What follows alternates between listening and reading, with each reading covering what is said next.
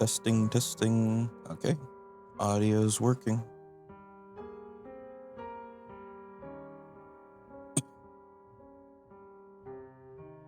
Bonjour, hello. My name is not Glass Joe. I'm not the toughest French boxer.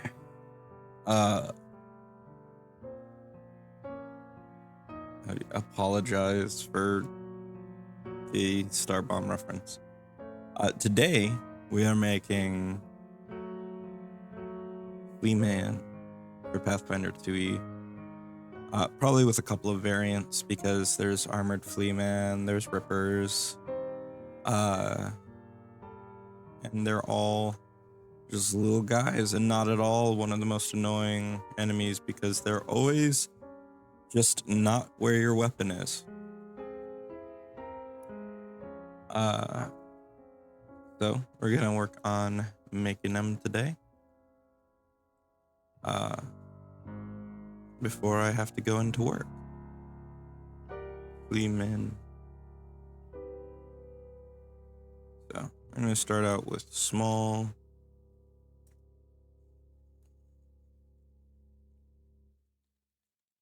Humanoid. We're gonna go with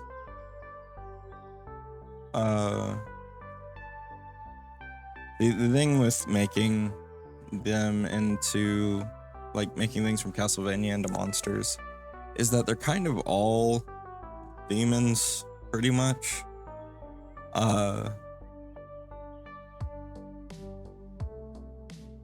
And so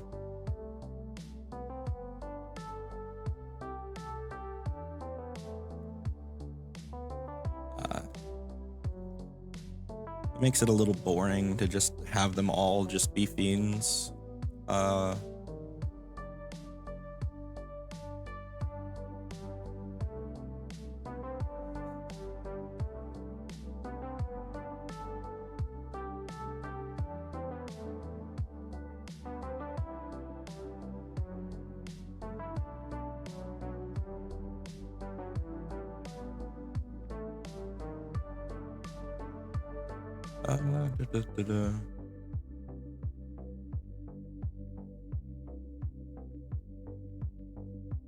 So, in Dawn of Sorrow, they were born of the whack whack tree. Like, they grew as a fruit.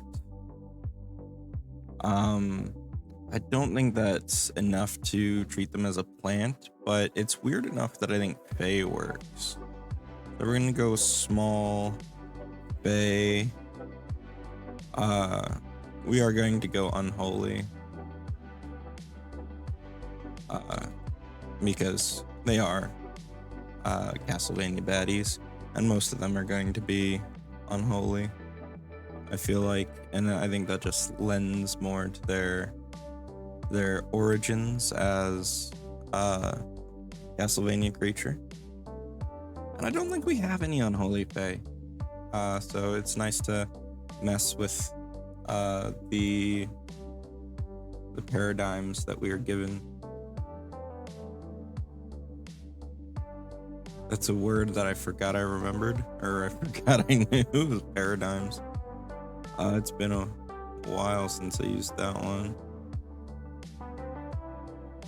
They're obviously common little bastards. They show up all the time in almost every game. Here we go.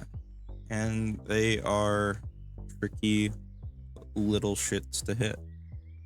They are not strong, but they're very evasive. So we're gonna give them a high AC, low HP spread.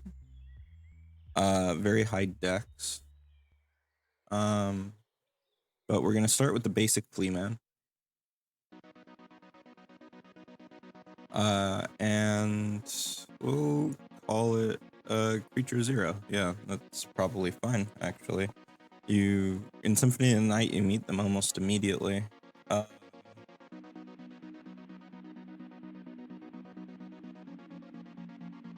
So, building creatures. We got our tables.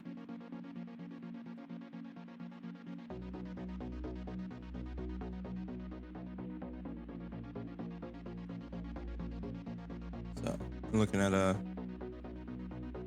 +3 dex. 1 strength. 1 con. I don't think they're very smart, so we're gonna go with -2 or -1. Just -1.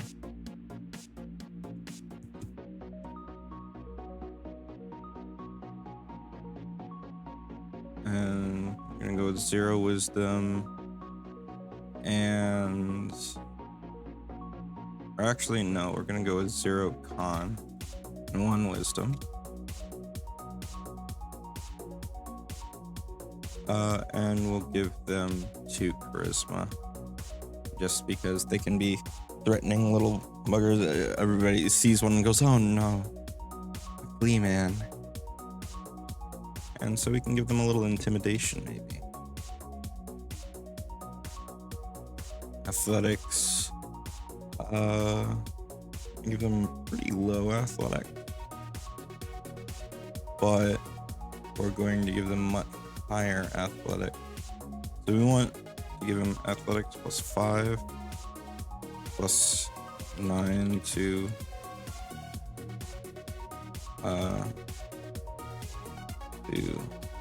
long jump or high jump.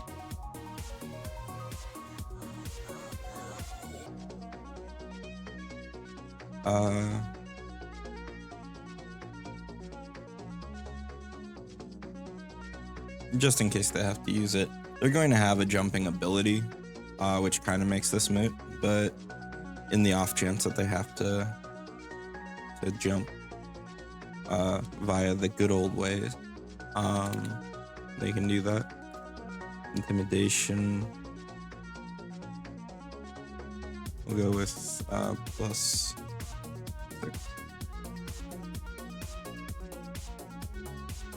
And we'll give them survival as a +3. So they've got a little bit of improved ability to track, but nothing incredible, you know?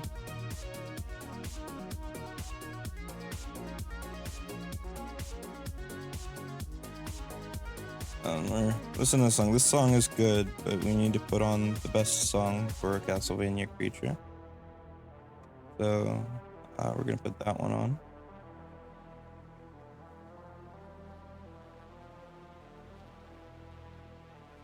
Alright, so let's take a look at our perception right quick while we're in that section of the tables. But kind of a crap wisdom, but not terrible. So I'm gonna give him a +5 to perception, so moderate -1 to account, because because their moderate attribute is 2, and we're at 1. So I'm gonna give them moderate value and then reduce it by 1 to sort of half match that. And we're gonna give him low light vision. I know most creatures end up with dark vision, and that there are a variety of reasons for that, but I think it's nice to have enemies that you can sneak past without having to use tons of magic or just unabated cover. So yeah, you can't use the simple shadows, the dim light, to avoid them, but you can use darkness. You can sneak around in that way.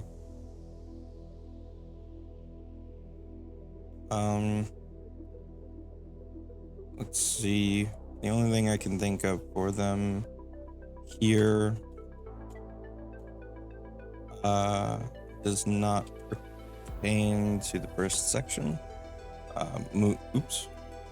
Movement abilities are in the offense section most generally.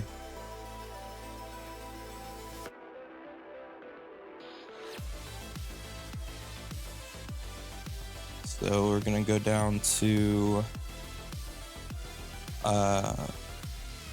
let's see.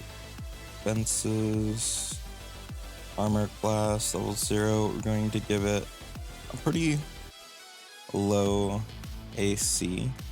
It's level 0. We're not going to go absolute low because we do want to use some of the a little bit more, but we're going to go pretty low. We're going to go with 14, which is in between low and moderate. Or no. I'm thinking backwards. I'm thinking of the HP. We're going to go pretty high. So we can say 16 or 17, maybe. Extreme AC for a level 0 creature is 19. That's too much. 15's too low. 16 doesn't feel quite right either. 18 is pushing it, but it's the thing that makes the most mathematical sense. But we could also say that they're baseline moderate with an extra proficiency, which would land them at 17, which I think is what I'm going to do. They're very high AC for their level, but nothing crazy. I might bump that up to 18, but I don't think so. A well-statted marshal would hit these guys on a 10. So 50% chance to hit on the first hit, 25% chance to hit on a second, 25 to 30% chance to hit on the second. Suboptimal hitting, assuming very poor stats, is going to hit probably closer to that second tier right off the bat. So it doesn't become unreasonable at any point to hit them with a first attack, even at 18. But we'll consider other things. They're also going to have a very good reflex save, like kind of a crap fort. So we'll take a look at that. We'll take a +3 fortitude, take a +9 to reflex. Seems a bit high. 6 seems a bit low. Okay, so if I'm thinking this is the Thai one, a lot of characters have expert at level 1, so it would be let's see, 3 + 4 is 7, which isn't unreasonable. That's above moderate. We'll go with 8. Just to have them have a really shiny save. And we'll go with 6 for will. So they're really weak fort. Really good reflex and mediocre will. Against a level 1 spellcaster that's not inoptimal, they'll only have a 45% chance to pass. Will save, a 60% chance to pass. Wait, no, 55% chance to pass. Reflex and a much lower chance to pass fort. And they're very grabbable or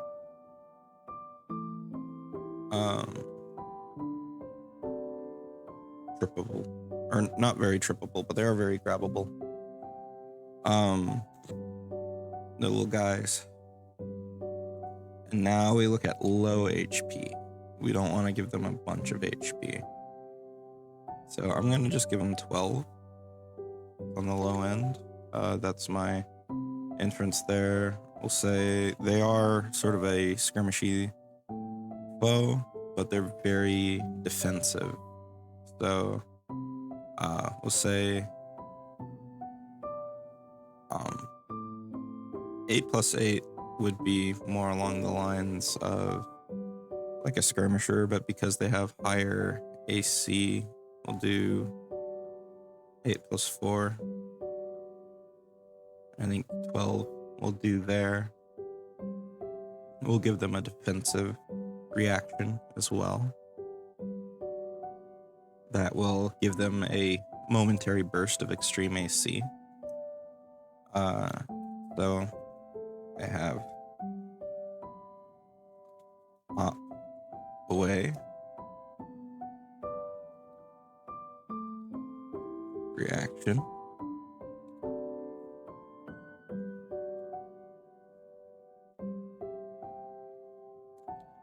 trigger, the Flea Man is targeted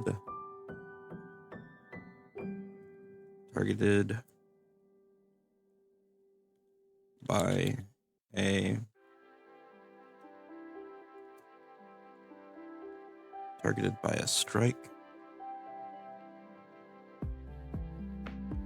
A strike or spell attack roll.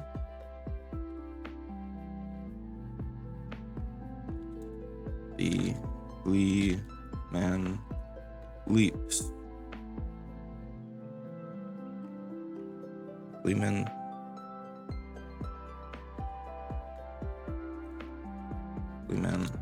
leaps away, increasing its AC against the triggering attack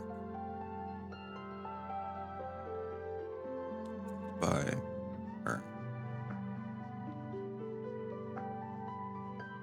Wrong language.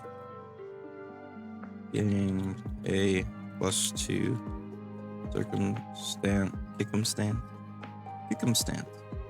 circumstance bonus to AC against the triggering attack.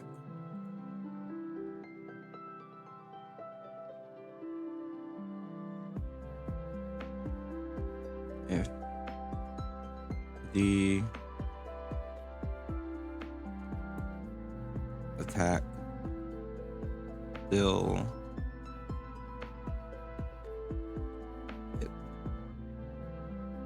if the attack remains a success,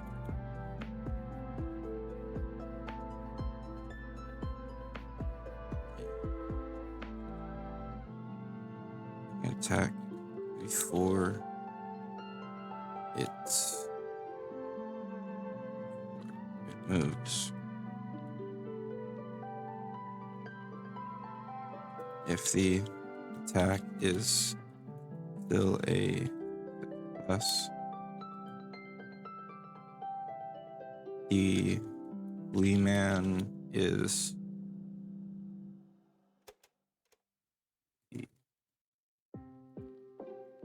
leap is disrupted.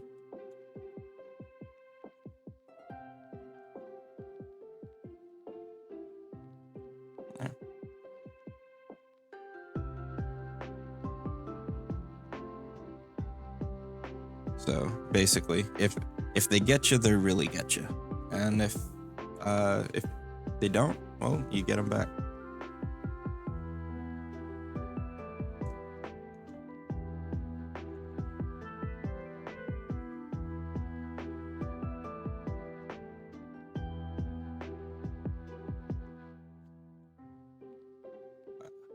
They're actually quite slow on their little stubby legs, but we'll get to that.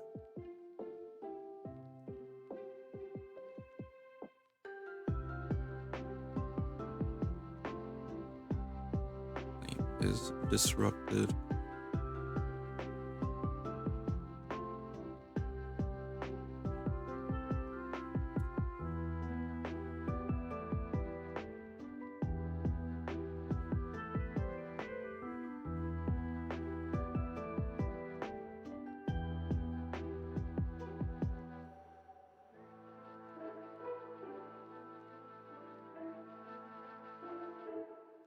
tests reactions.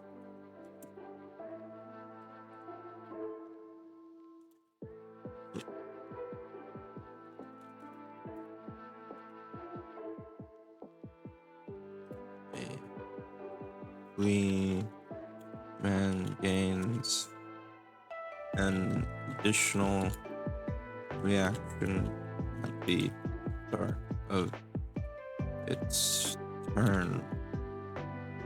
This reaction can only be used to hop away.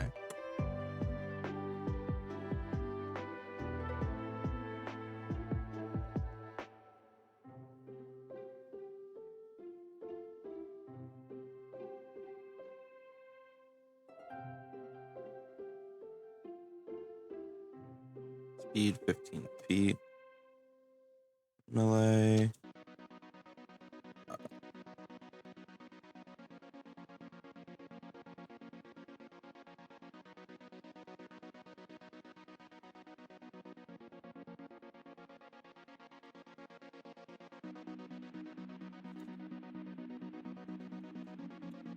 Bounding bounce.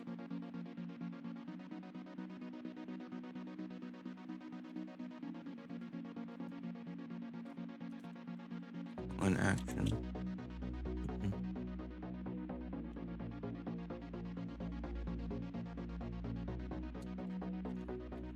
Flea Man.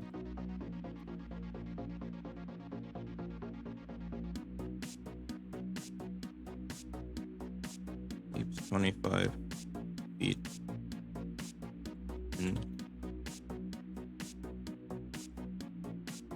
Flea Man leaps 25 feet in any direction.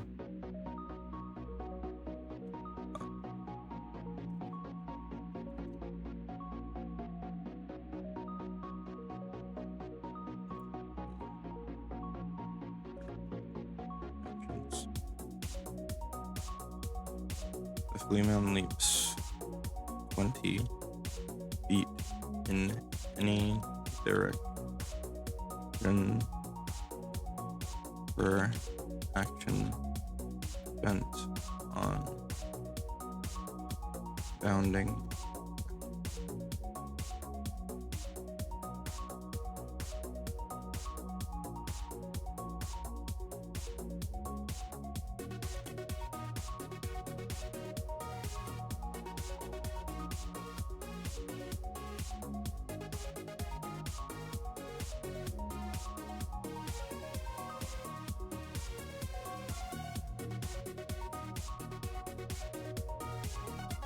And bounding bounce.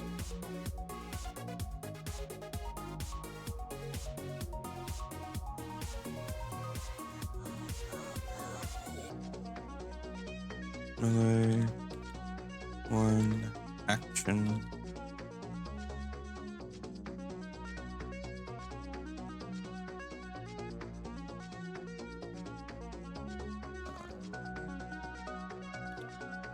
Jaws.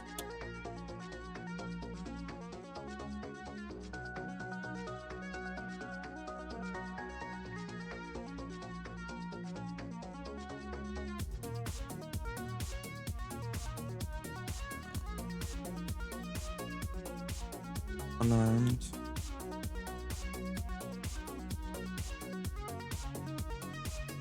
Damage. Feeling pretty good. Or just plus what?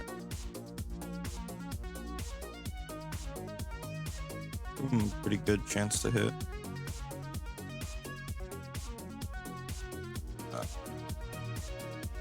Finesse. Unarmed. Jaws plus 8. Damage 1d. Let's see.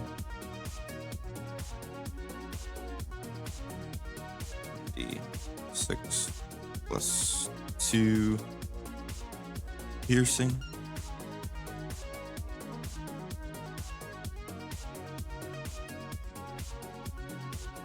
This is just the basic Flea Man, so they don't have to have too much going on with them. for action spent unbounding bounce.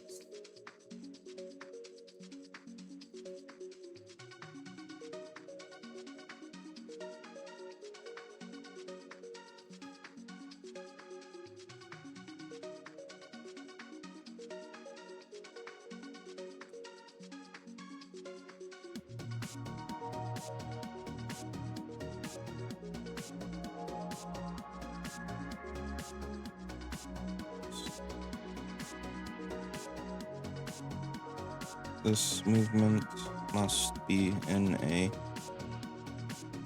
straight line. Leap up to 25 feet. And it must be in a straight line. When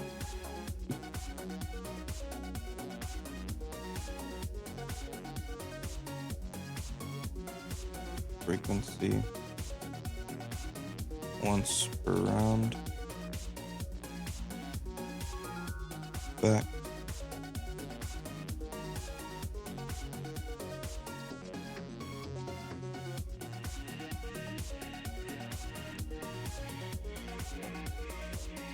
This movement must be in a straight line and ignores ground based difficult terrain.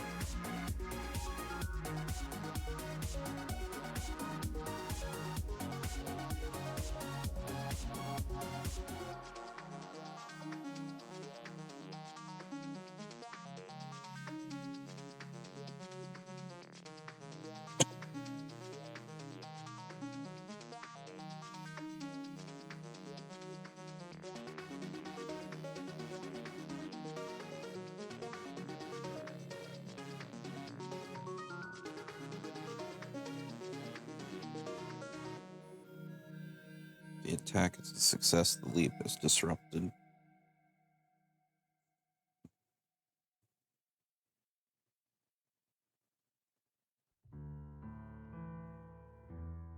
And that's our basic Flea Man. They don't do a crap ton.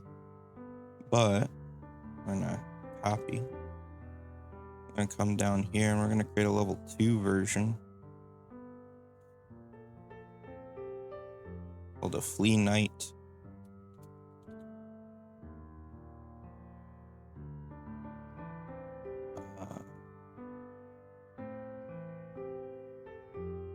We're actually going to undo their jaws because they wear a helmet.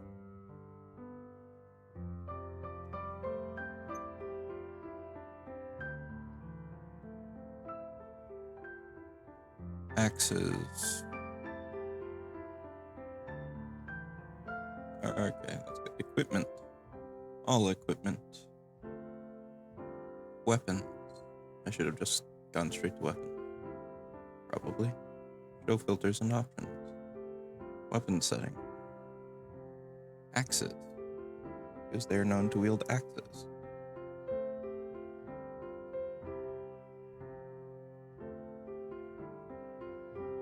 And let's look for agile and finesse.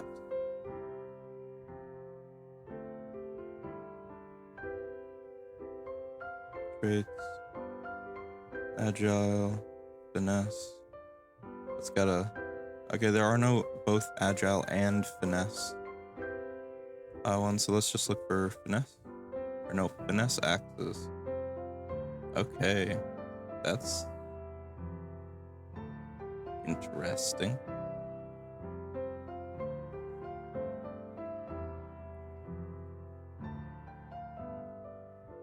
Maybe the knights are a little on the stronger side, perhaps.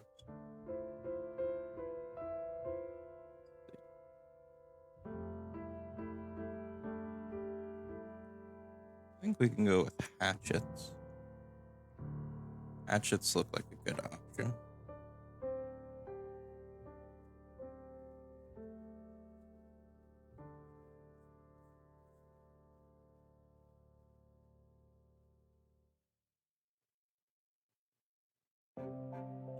Okay.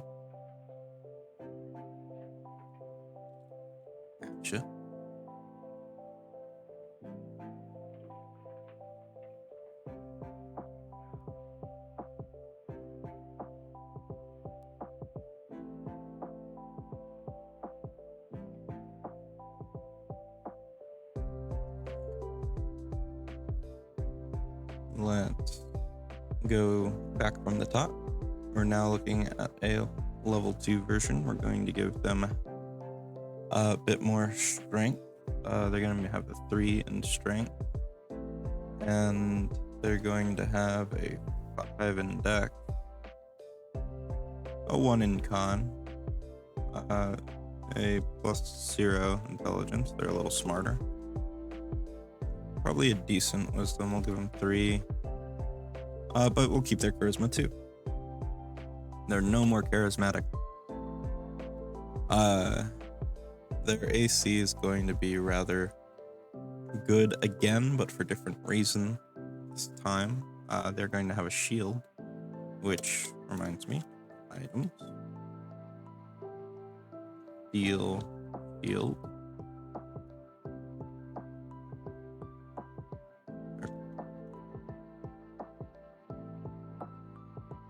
Hatchet.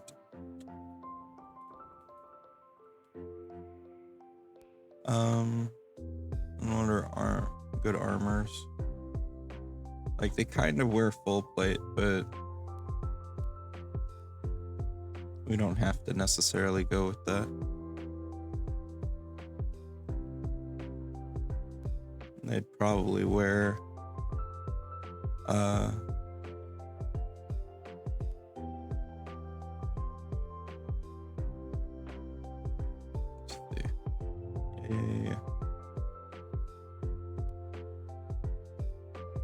category is heavy.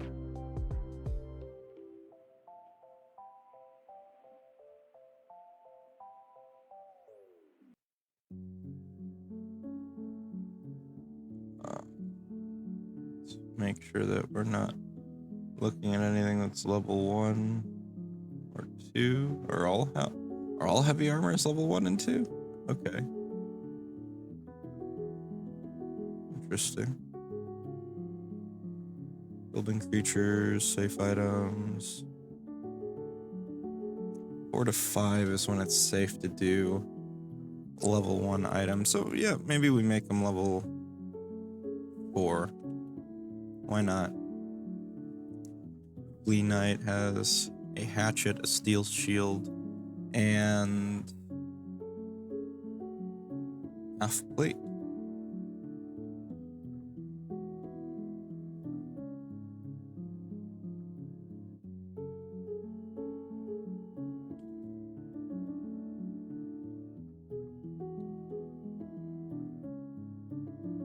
Which, fun fact for anybody, half plate is specifically meant for riding horseback. It focuses all the armor forward, or like there's still armor on the back, but it primarily focuses the armor forward and is most flexible in areas needed for riding cavalry. That is its general purpose.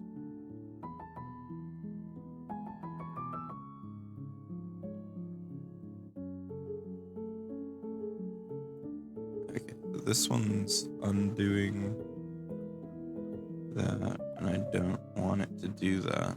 So let's see if we can make it no change and update that. And there we go, huzzah. And now I don't have to redo that stuff anymore. I fixed that.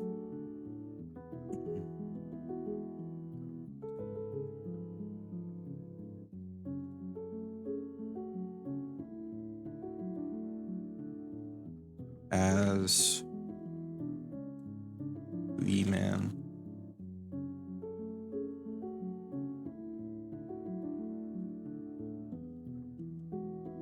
As Flea Man.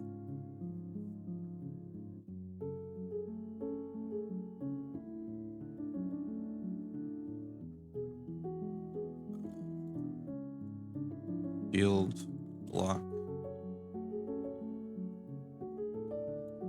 Reaction.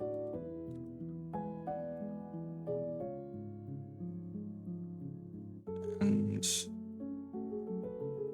we don't spell out what shield block is because it's a universal creature ability.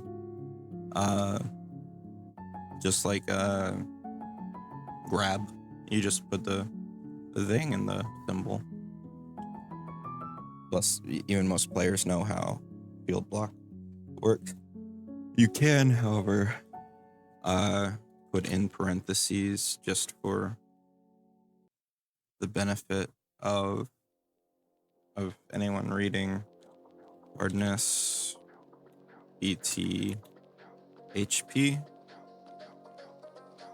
to represent the shield that they have, which is a steel shield.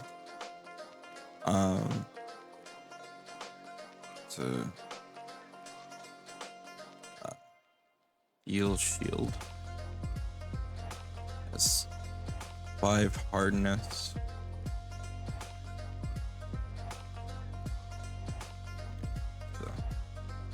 And just as a note, the only thing you ever need to know for pretty much every field or object that in its statistics is what the hardness is, because the other 2 numbers are derived from the hardness. The exception being if it has 0 hardness, in which it has 1 hit point, or if it otherwise expressly states, which are the things that break the mold, which are things like the stone wall or wall of stone spell and stuff like that. Several structure items also break the mold there. This is as Flea. Hi there, Kobold. Welcome in. As Flea Man.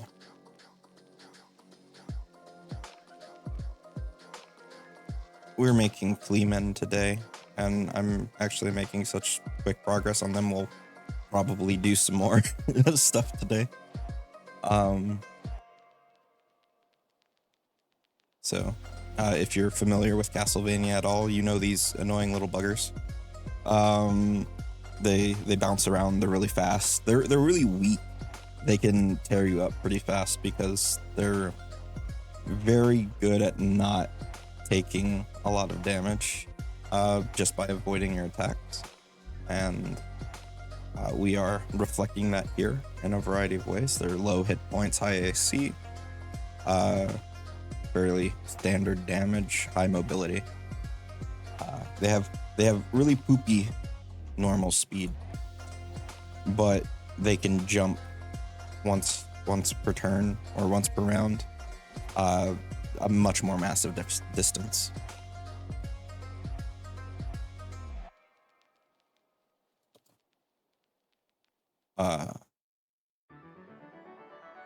It's as Flea Man. All right, now we get back into the numbers. Excuse me. I've gone too high. So we already did our attributes.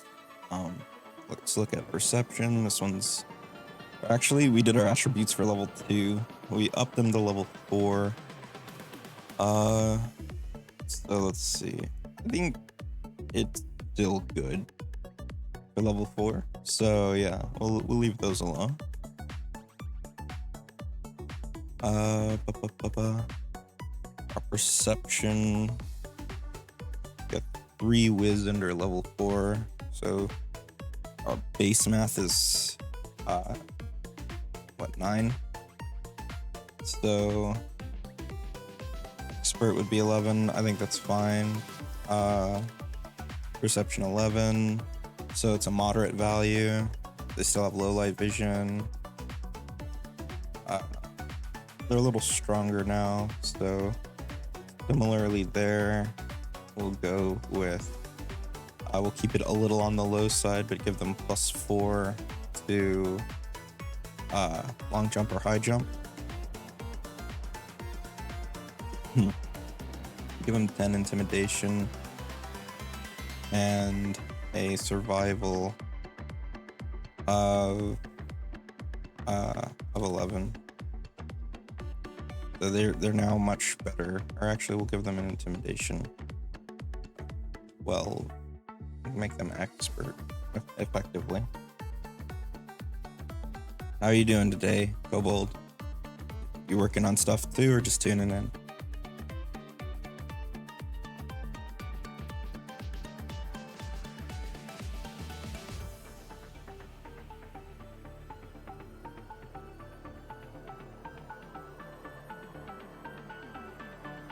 Oh, I was looking at the wrong table. I need to basically adjust all of these up by 1.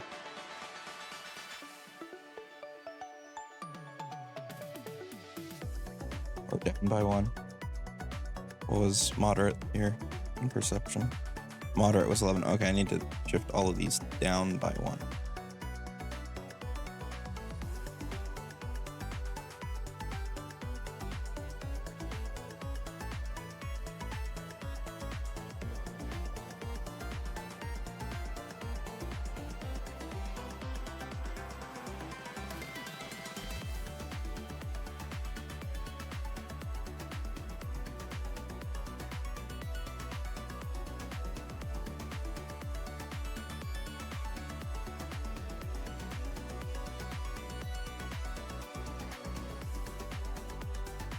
Okay. Let's look at their defense. Extreme AC is 24. And we want them to be able to reach that but not be there. So their base AC is going to be 22. So they can get that as hop away, or they can get it as raising a shield. Should be circumstance bonuses so they don't stack. But the idea is that they'll probably use their shield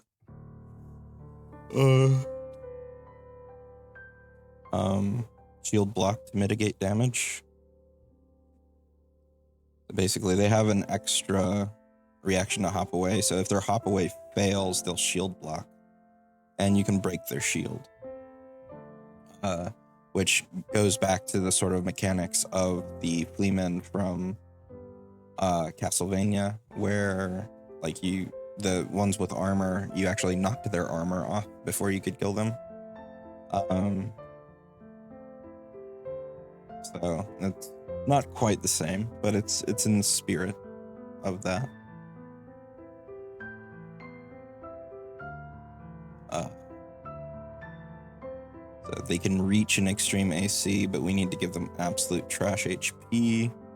But first, our saving throws. Again, we're gonna reach pretty high for reflex. Not extreme though. So we're gonna go with 14 reflex. Fortitude's pretty trash. 1 + 6, 7. Yeah, 7 sounds good. And then their will should just be pretty normal, pretty moderate. So we'll give them an 11 there.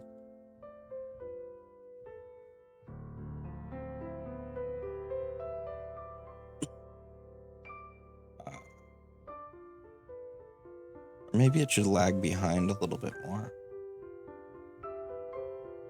Be their in-betweener there. Yeah. I kind of like that.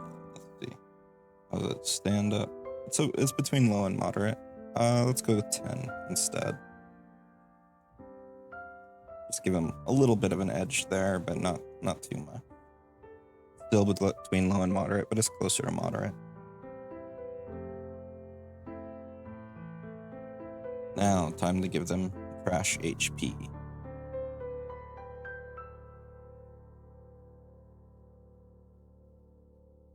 Did I skip the HP? Yes, I did. I scrolled right past it. Alright. So we probably want to land somewhere in the low bracket. We went with the theory that it was 8 base plus 4. And I don't know if that will measure up here, but I'll do some calculation. So get 8 plus what, 16 plus 4, and that should come out to 28, which is way too low. Okay, so let's look at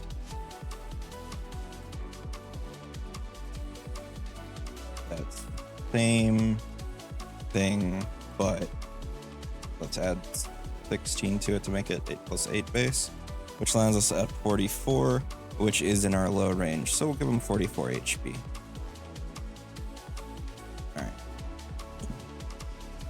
So it was more like their level 0 version was 8 plus 8 minus 4 for being level 0.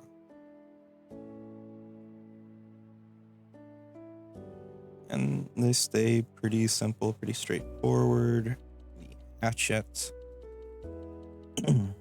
Let's go to our strike chance and damage. Gonna go with high on 14.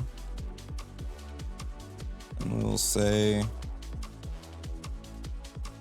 agile, finesse unarmed, and we're gonna go for moderate damage because this is agile. 2d6 plus 5, or what was hatchet's base? Was it d6?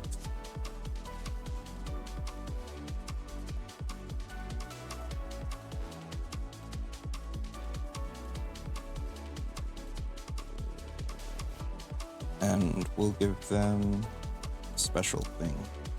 Call it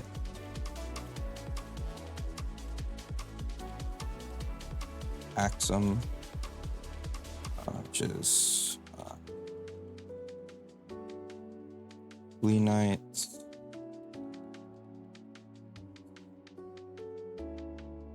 special training with axes, allows them to utilize more dexterously. They treat all one-handed axes as having the finesse trait, and all two-handed axes as having the forceful trait.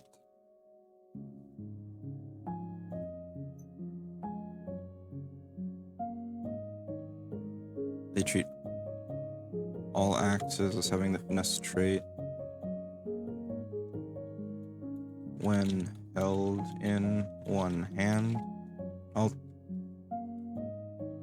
as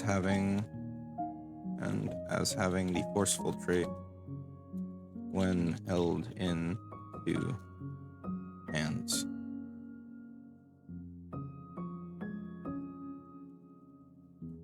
And a thing to recall is that you can always wield a one-handed weapon in two hands. It just normally doesn't do anything.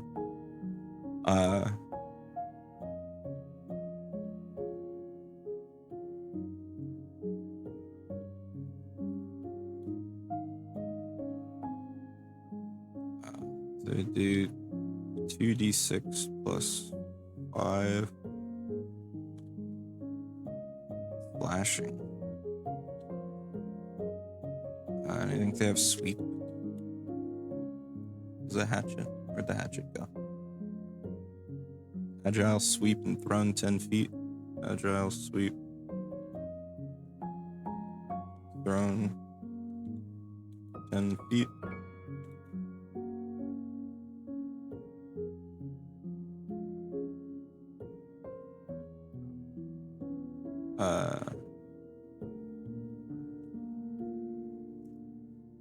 Melee hatchet held in two hands. It's a plus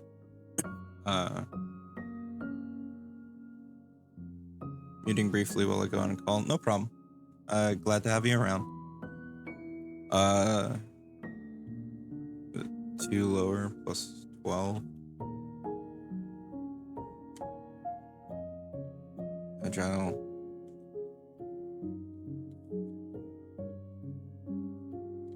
Forceful.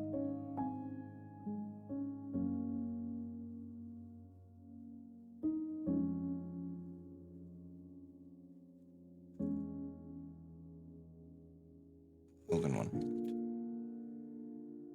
If they wield a one-handed axe in 2 hands, its die size, its damage die increases by 1 size, loses the agile and finesse traits, and gains the forceful trait.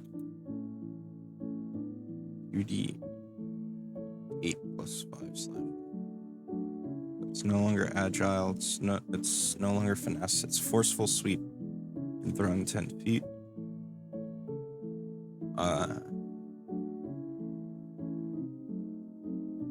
And then we can also go again. This will be ranged hatchet. Agile finesse. Range. Increment 10 feet.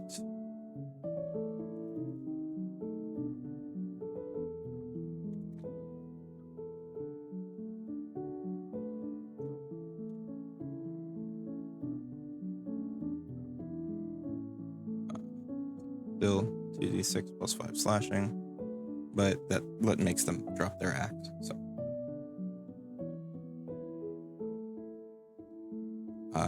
and because they can do that, it is not unreasonable to give them a fist.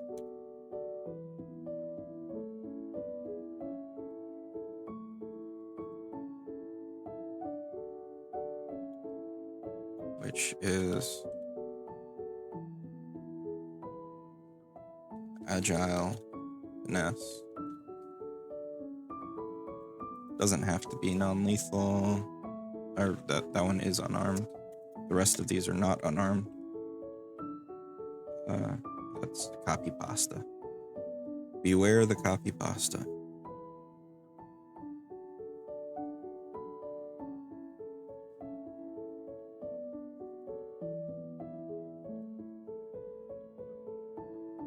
Let's check and see how 2d8 stacks up anyway. Okay, that's literally the suggested damage, so we're good. So they can hold it in 2 hands if they lose their shield, giving them a little bit of a change up.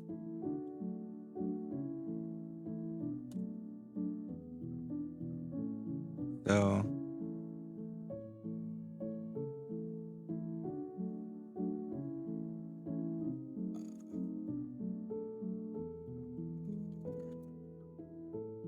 rippers. A more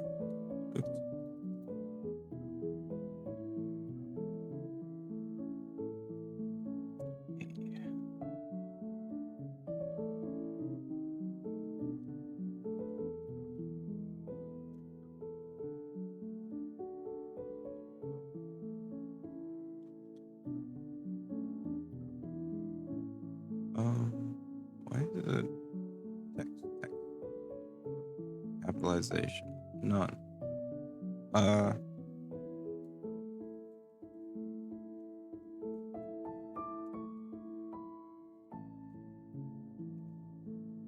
Troublesome to begin with. A well-equipped Flea Man can be even more of a menace. Rippers, as they self-refer,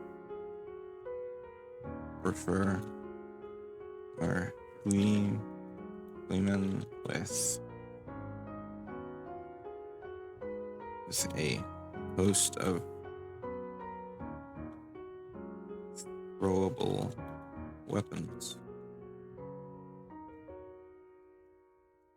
to make a ripper. Throwable weapons, which they use with wild abandon.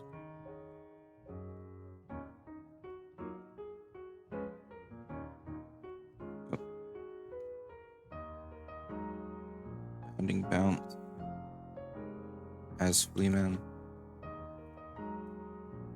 except they may make a melee hatchet strike against a creature anywhere along their path, so long as they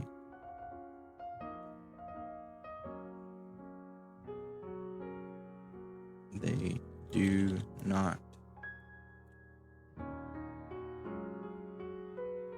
spend 25 feet or more of their movement.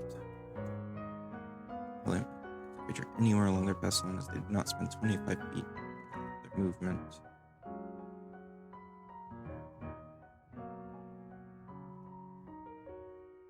More of their from bounding bounce. So that way they can make a drive-by swing for 2 actions while still moving 25 feet, or for 3 actions while still moving 50 feet. Where within reach along their path, so long as they do not along their path. Doing so reduces the distance the Flea Knight can leap by 25 feet.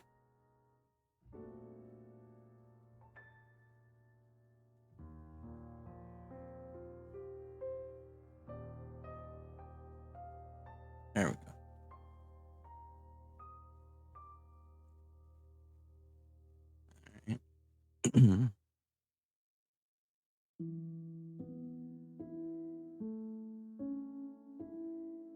All right. To make a ripper,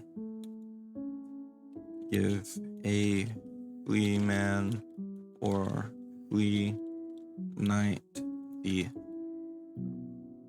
elite adjustment.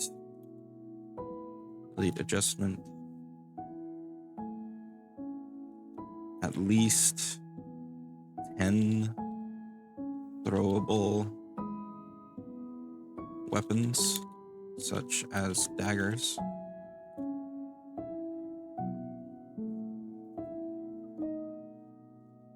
The bounding bounce.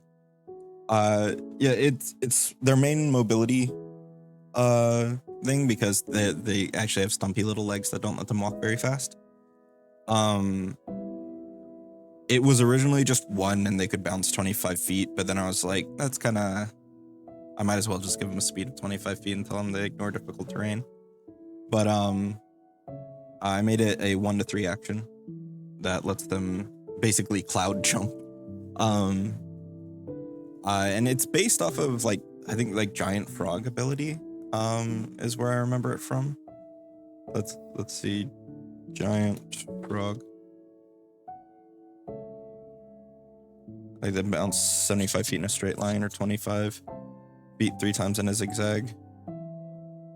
It is limited to once a round, so they can't. You know what? Actually, yeah, I don't think I need to do it that way. No, you're right. Like, that was kind of the original thought.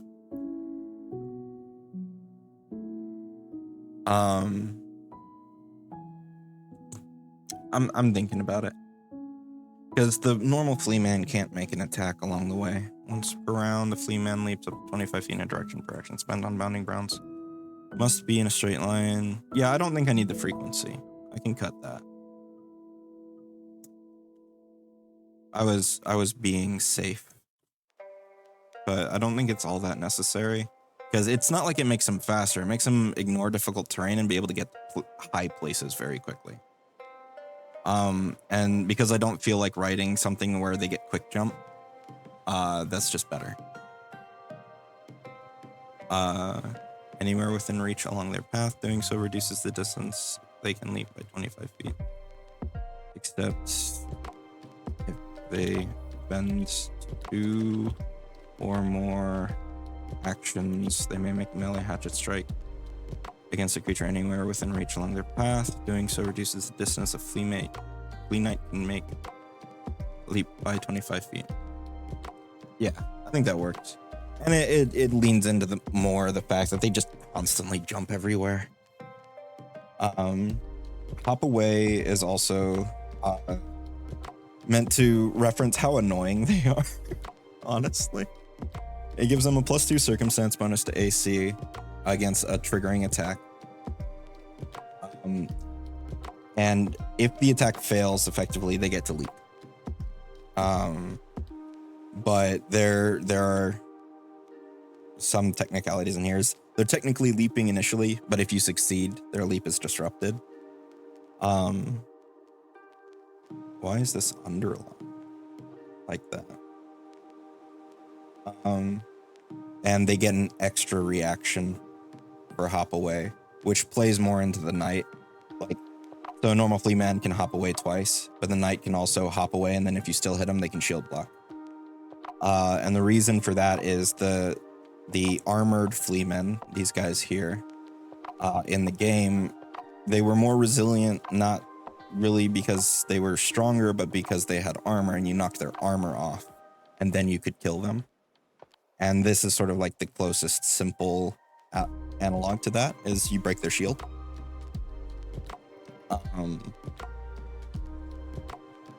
So I'm trying to bake in as many of the facets of their experience, the experience of a Flea Man into these creatures. And I'm also covering the Rippers, which are the ones that throw knives at you. Troublesome to begin with, a well-equipped Flea Man can be even more of a menace. Rippers, as they self-repair, are Flea Men with a host of throwable weapons, which they use with wild men, and to make a Ripper, give the Flea Man or Flea Knight the elite adjustment. At least 10 throwable weapons, such as daggers,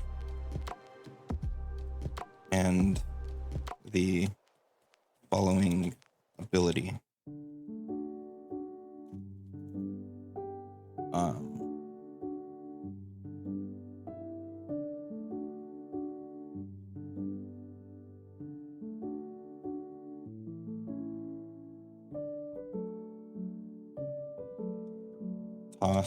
Toss, reaction,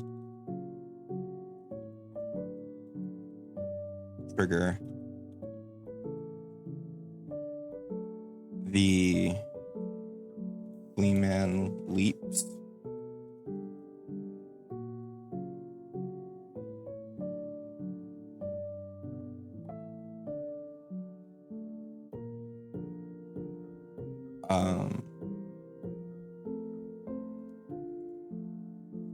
which this particular interaction should allow them to use this reaction, even like, so like they use hop away, they leap, and then do you want to be told when there's typos? Yes. Please point out typos. I make them so often and miss them.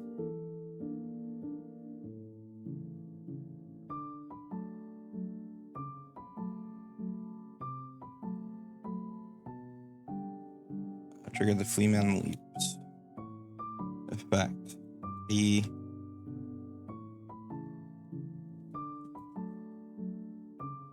As they self. Oh, did I have it right initially? I looked at it and it looked wrong.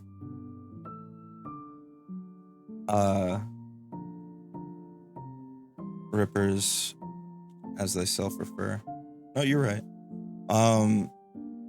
Yeah, I just thought it looked wrong, so I put another F. I've done that so much. I think the instinctual when I did it that way first, it was right, and then I looked at it and I was like, no, that's not right. It looks silly. And then it didn't look right anyway, and I was like, whatever. Effects. The Flea Man makes a ranged strike with a thrown weapon. The following ability makes a ranged strike with a thrown weapon against a creature within the weapon's first range increment. The Flea Man leaps and is within range of a creature and is within the first range increment of a wielded thrown weapon of a creature. Flea Man leaps and is within the first range increment of a wielded thrown weapon of a...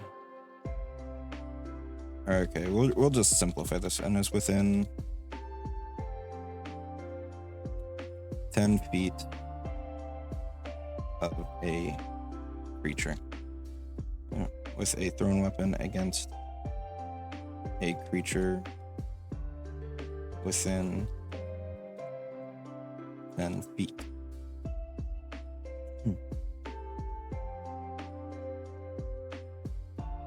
And the following abilities: toss, and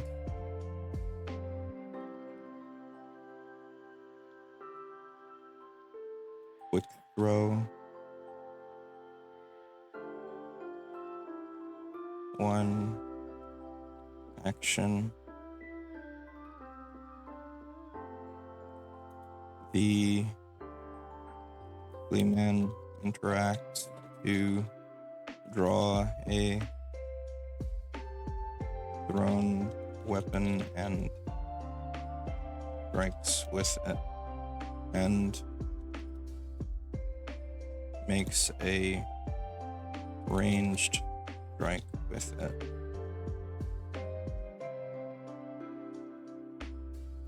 Oops.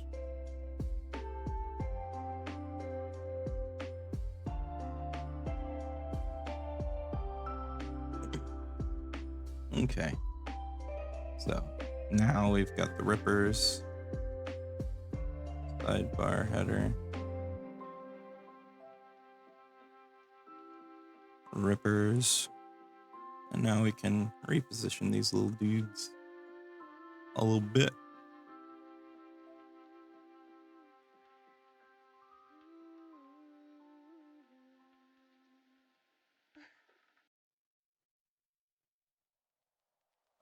Text.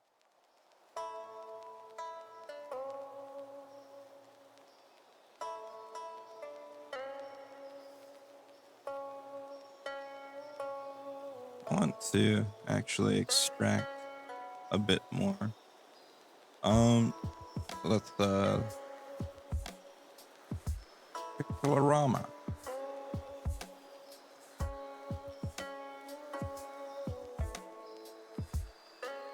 File, recent. Nope, it didn't remember that, so we just drag this in here. Go, okay. So where's a falling Flea Man? I want a falling Flea Man.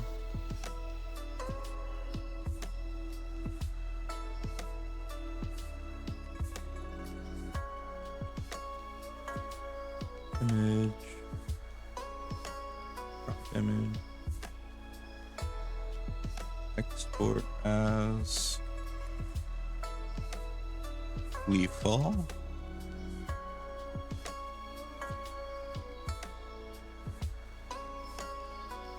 We're going to duplicate this boy. I'm going to replace this image.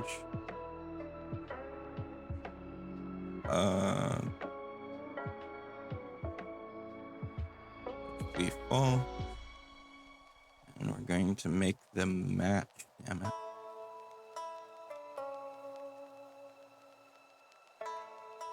Okay, click, click.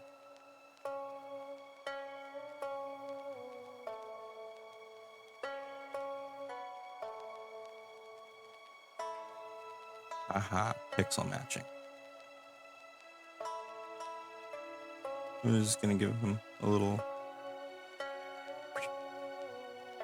boing.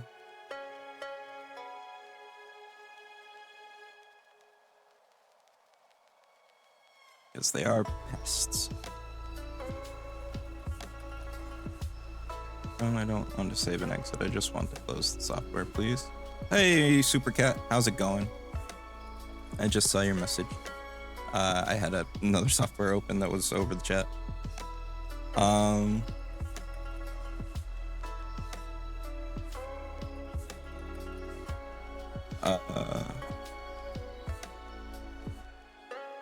We were doing Flea Man. Oh, I forgot the flavor text. Whoopsies. So maybe we do bring our boys down. Flea boys, so we can have some room. All right. Foul little bastards. I wish I could be that flippant about them. And be taken anywhere near seriously. Foul little creatures. Flea Men bound around like their namesakes.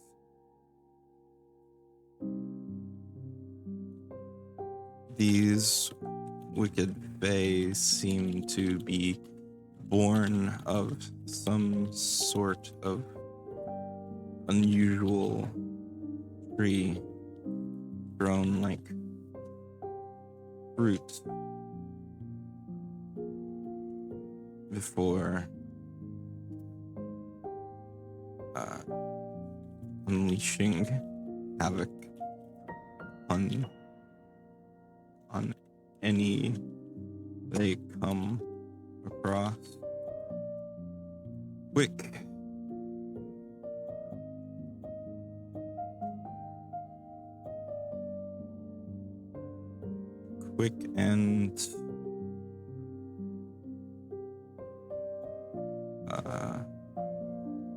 and ferocious. It does well to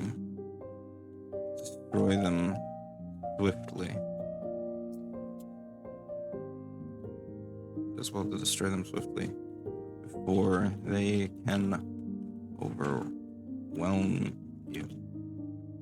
There's a little thing there.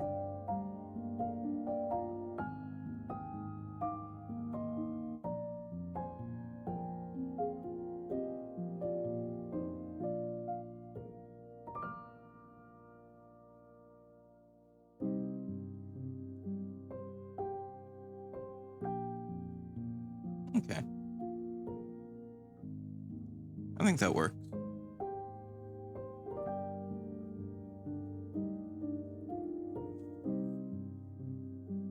So we can go over them a little bit. I'll make that easier for everybody to see.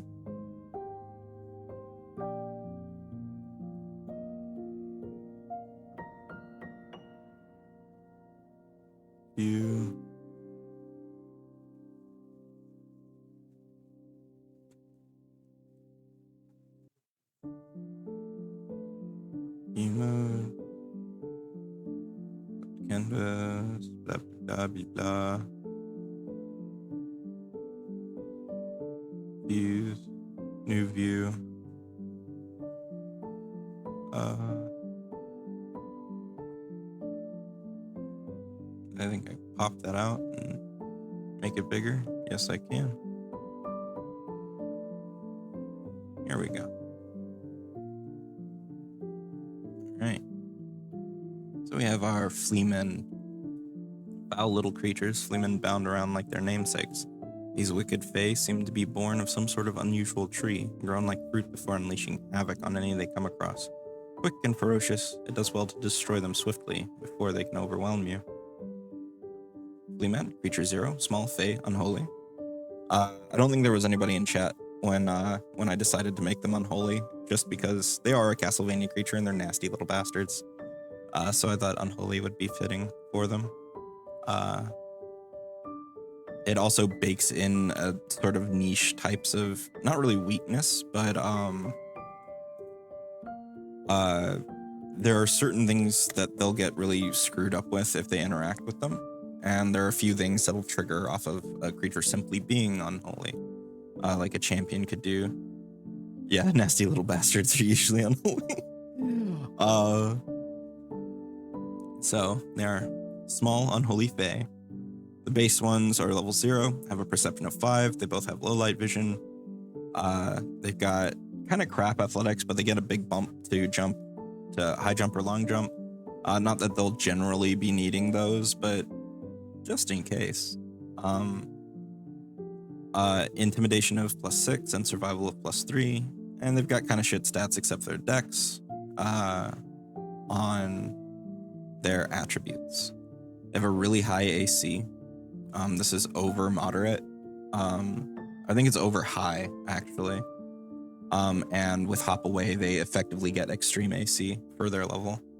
Which, as a note, as a designer's note, a lot of things actually use this. So almost nothing will ever actually have a set static extreme AC, except certain constructs that have construct armor, and that's because you can give them absolute trash AC after the fact, after you break it. But a lot of things will have a reaction or a shield, which will temporarily give them extreme AC. But at level 0, even extreme AC is not crazy. Like a well-suited level 1 Marshal can hit 19 on a 12. So still a 40% chance to hit on first swing for their best attack against their AC here. So they got an 17 AC with Hop Away. It goes up to 19 for a single attack. Trash fort. Hit them with poison. Grab them. Just grab them so they can't jump away. Is a very viable tactic to use. Good reflex, really good reflex of 8, and a bleh of will for 6. They've got 12 HP, which is really low. They're not very durable. All their defense is in AC and reflex, basically. And they have Hop Away, which if they are targeted with a strike or spell attack roll, they leap, gaining a +2 circumstance bonus to AC against the triggering attack before they move. And if the attack is still a success, the leap is disrupted, so they don't move away. But if you miss, if this ends up making you miss, or you would have already missed anyway, because this is triggered at the targeting stage, then they get to move, which wastes some of your actions and sets them up for later. Which they could technically leap through you. They could get onto the other side of you. They are positively pest-like, just like in the game.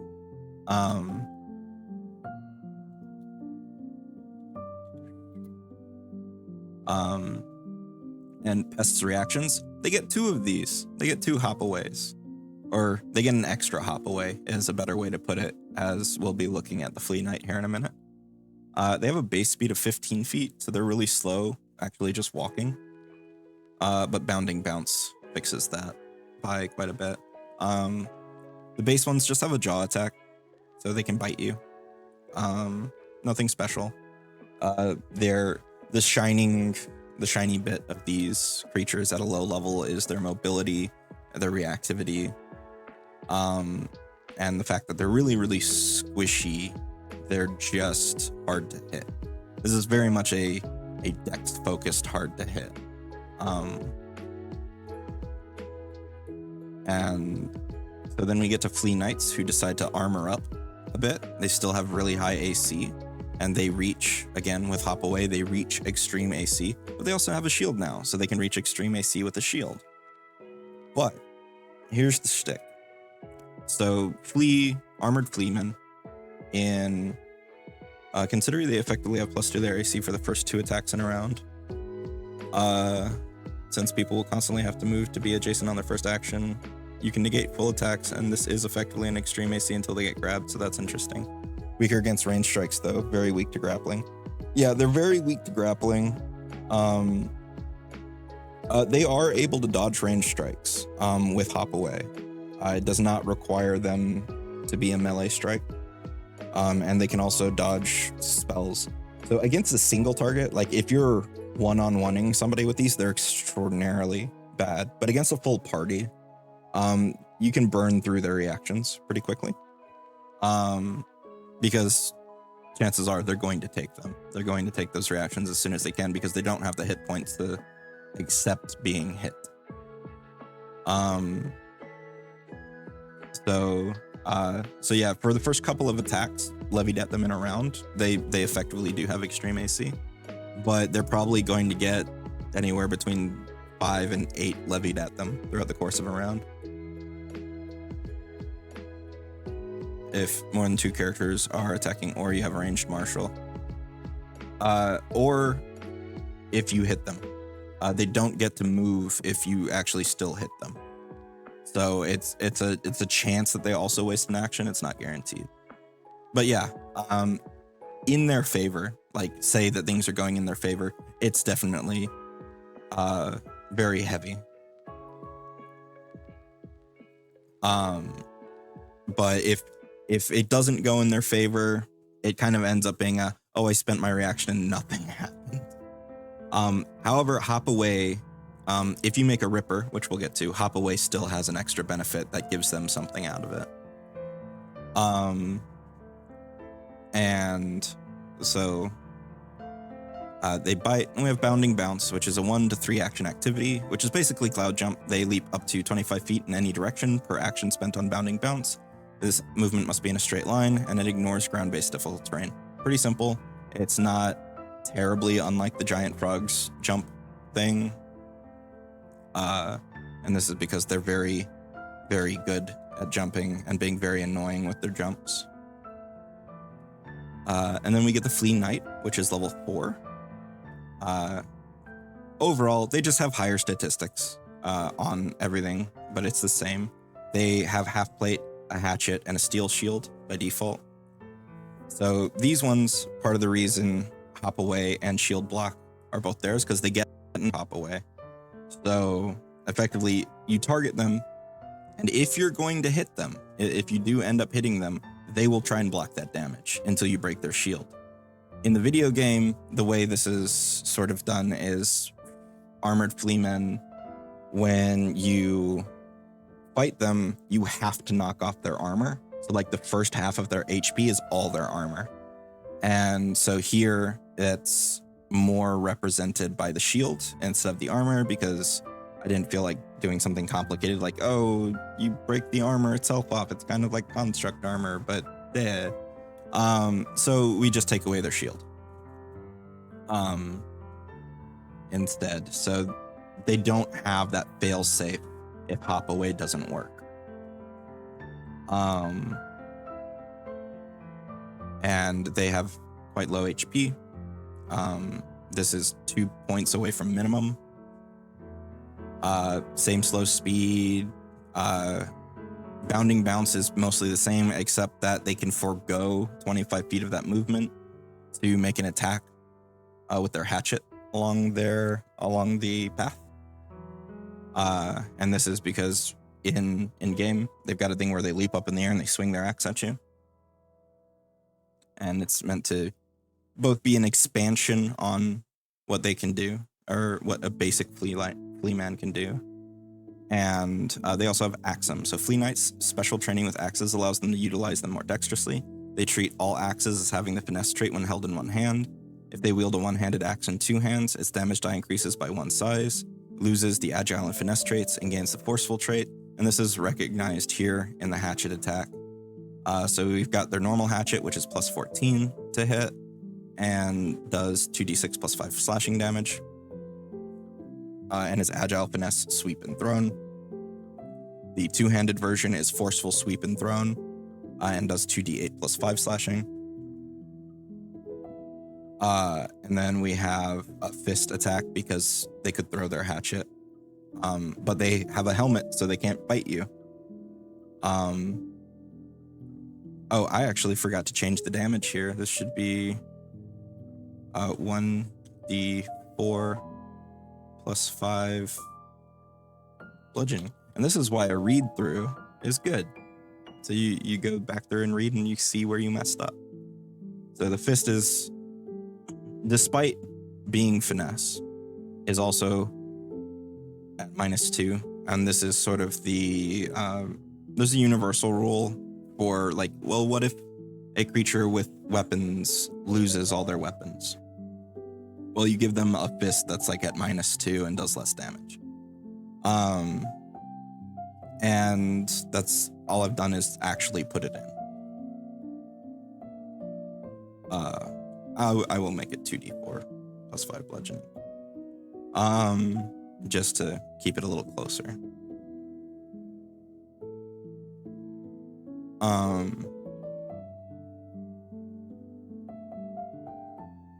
And so that's their main thing right there. They don't have a ton of special abilities. Oh, I did forget something, actually. A new thing that I have to get used to is not assuming that a creature has 5 feet of reach. Reach is now always placed in reach 5 feet. Reach is now always in melee entries.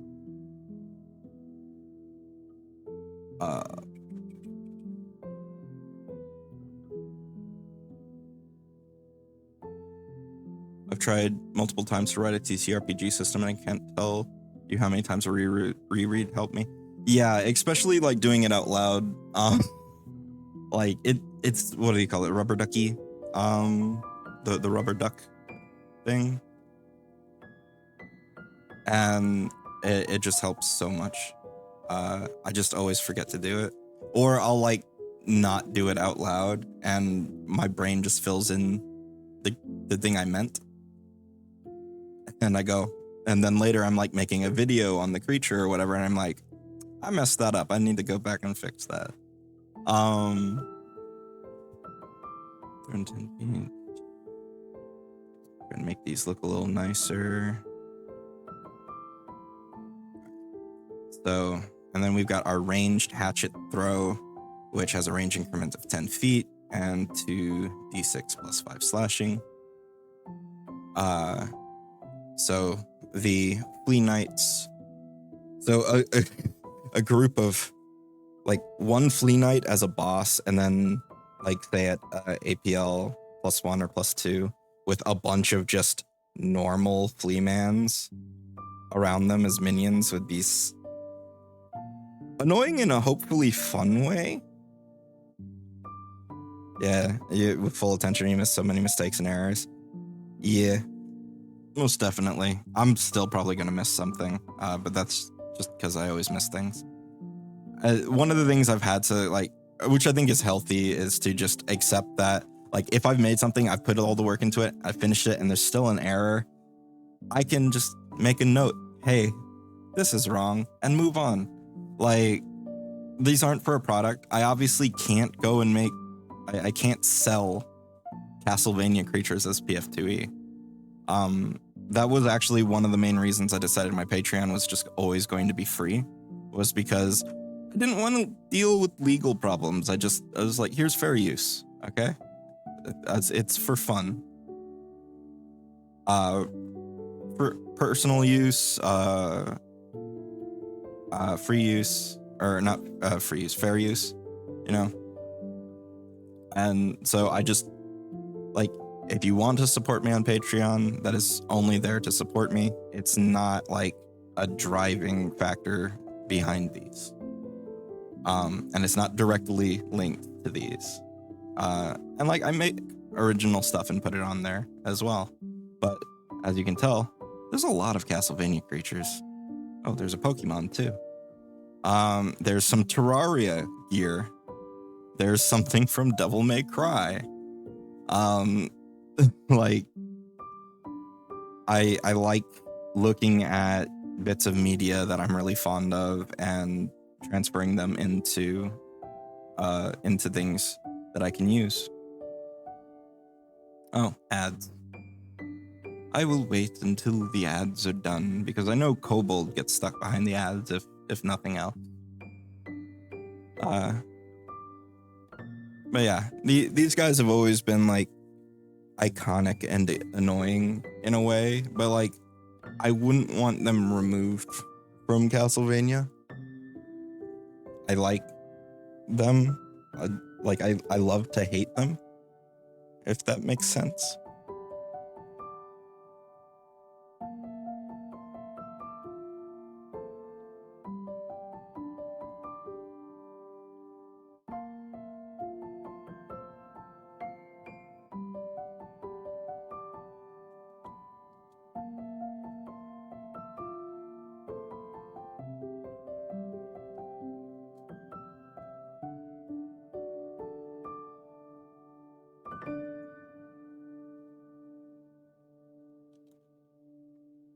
You do the ad dance. We do the ad dance.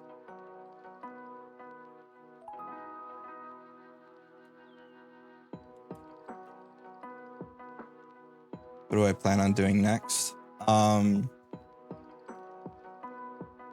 So I don't think I have enough time to make another full creature during the stream, so I might make an item. Items are a little quicker to make unless they're, you need to do a bunch of research for them or going overboard with them. So I'll probably make an item. But now that the ads are over, I'll go over the last little bit of these guys, and we'll move on to that idea. So Rippers, which are an advanced version of Flea Man. Troublesome to begin with, a well-equipped Flea Man can be even more of a menace. Rippers, as they self-refer, are Flea Men with a host of throwable weapons, which they use with wild abandon. To make a Ripper, not capital there. To make a Ripper, give a Flea Man or Flea Knight the elite adjustment, at least 10 throwable weapons such as daggers and the following abilities. Toss. And this is the one that synergizes with Hop Away because they get an extra Hop Away every round. The Flea Man leaps and is within 10 feet of a character. Effect: the Flea Man makes a ranged strike with a thrown weapon against a creature within 10 feet. Plain and simple. They hop and they throw a knife, basically. And because of the way that Hop Away is worded, they leap first, gain a bonus to AC before moving, and then if the attack succeeds, the leap is disrupted. But hold on, I'm getting a phone call, and it may be the electric company.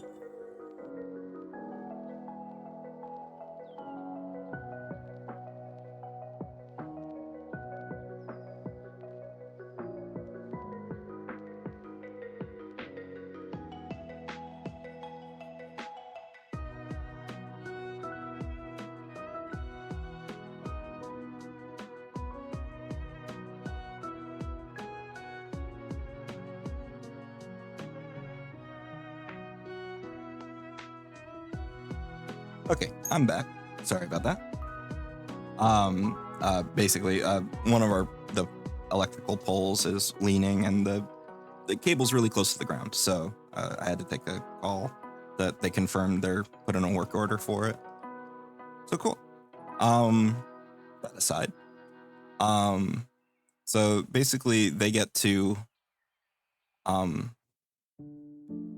they leap and gain AC before moving. This trigger goes off of the leap itself. Before it's disrupted, they throw a knife, and then sort of the way that intersecting triggers and stuff work, this would allow this to occur even if the leap is disrupted. So the disrupting of the leap should just keep them from moving. It should not undo toss. That's the intent, at least. So if anybody sees this and I'm wrong, voila.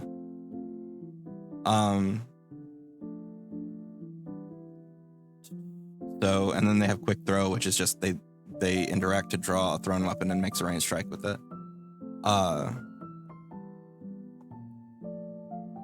Thrown weapon again.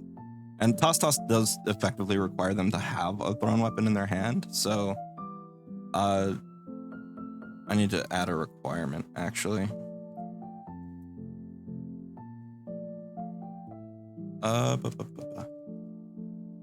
Requirements before triggers. Yeah.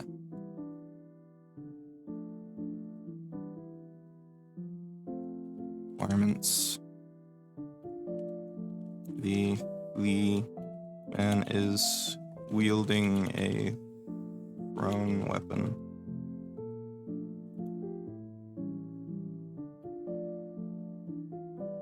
There we go.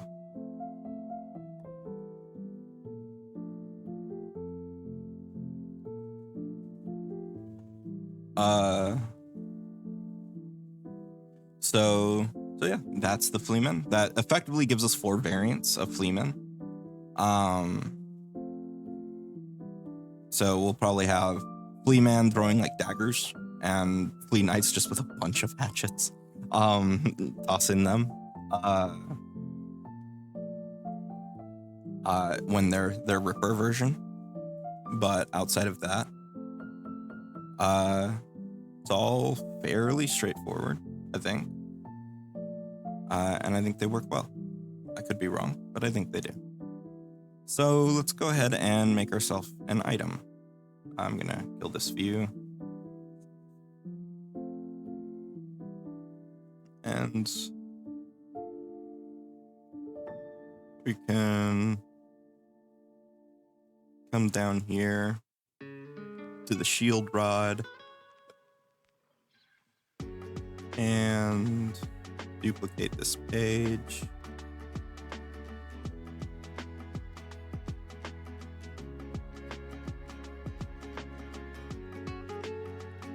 So I guess sticking with the Castlevania themes, we can stick with a Castlevania item. Which one exactly? Good question. I'm just gonna go kind of look. I was really like Valman Way, but I don't know if I should dive into Valman Way with 20 minutes or so to work with to make the paper airplane. Let's see. Weapons, like the things in most of the Castlevania games that are the most interesting are the weapons.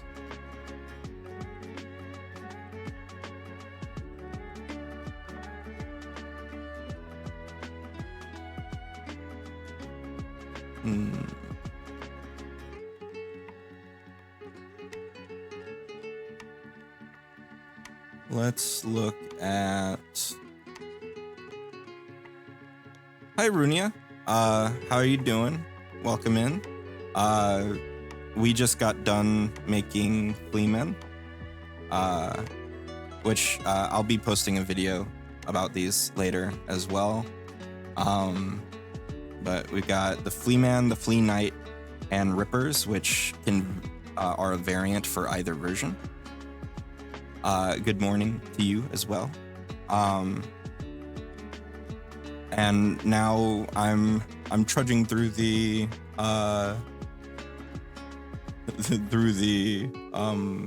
the wiki, looking for a weapon to make. Let's see, we've got too many swords already that are like unique weapons or special weapons. So I will put this to chat here.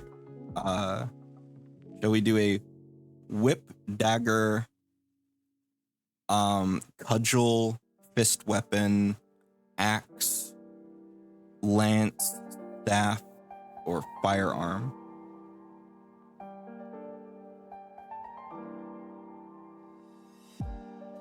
See what chat thinks.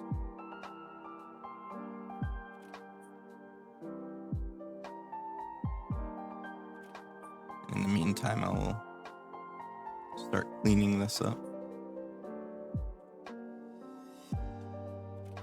Repeat options again: whip, dagger, cudgels, clubs, hammers, that sort of thing. Fist weapons, axes, lances, spears, polearms, sort of things. Staves or firearms.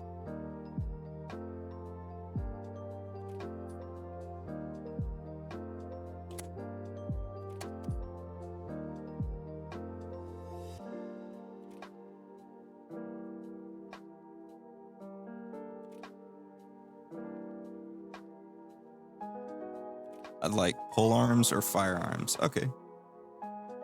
I will have a coin around here somewhere. Make heads.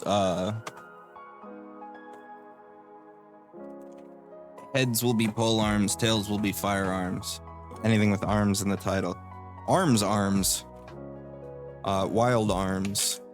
Let's see. What did we get? We got tails, so we're doing firearm. All right. There are not a ton of these.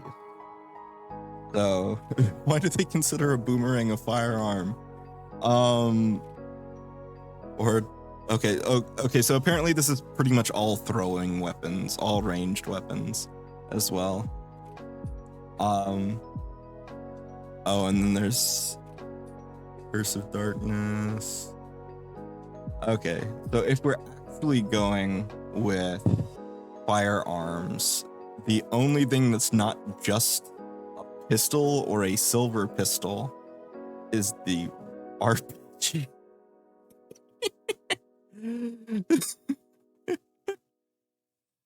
No, there is pew pew.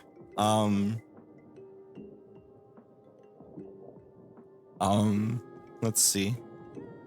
You know what? Let's screw around. I've done a lot of playing around with firearms in the past, and the easiest way to break the mold without being too experimental is through unique weapons. So the silver gun, we'll make it a level, let's say 7 item. That's level 78. I must copy this image. This poor little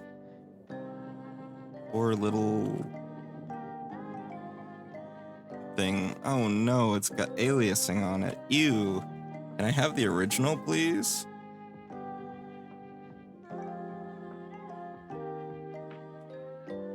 Is that better? Yeah, that's better. And the silver gun. The Glock. Okay. Building items.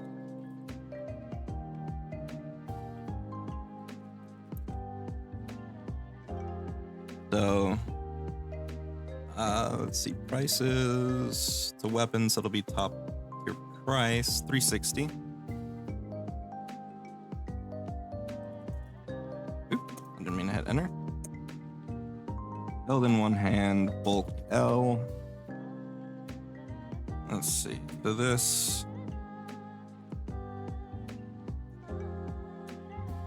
this pristine machined +1 striking. Actually, I'll make it a higher level. What level is holy? We might as well go whole hog on it. Holy. Is level 11. Damn. Okay, let's go item level 13. Building items level 13, 3000 GP. Silver gun. It's pristine plus 2 striking. No. Yeah, +2 striking, because it's too close to, like, 13 is too close to 12, where you would get greater striking to have both greater striking and holy. So +2 striking, holy. What are our base firearms? Weapons. Grouped by weapon groups.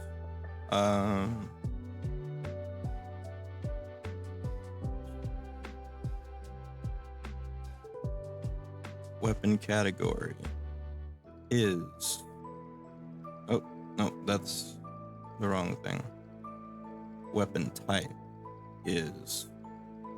No, that's just ranged. Okay, give me firearms. Show me my firearms.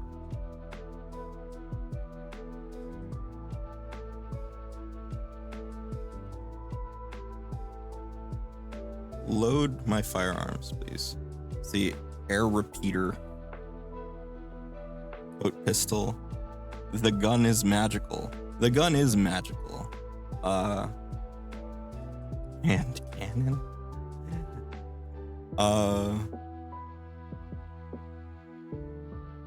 Let's make it a...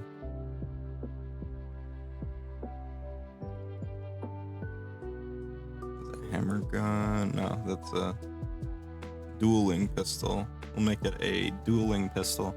Only a dueling pistol.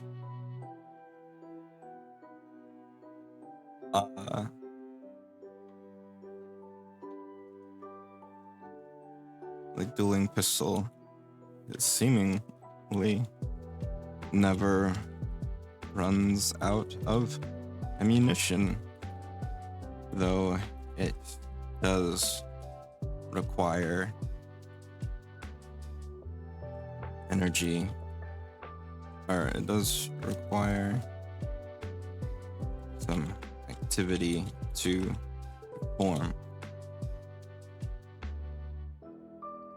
When reloading a silver gun,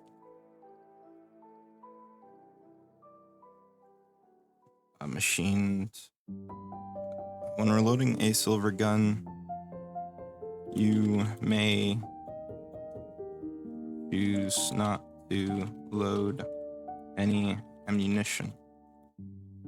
Doing so causes it to automatically fill with when you reload capital. When you... Or actually, is reload an action, or is it interact to reload?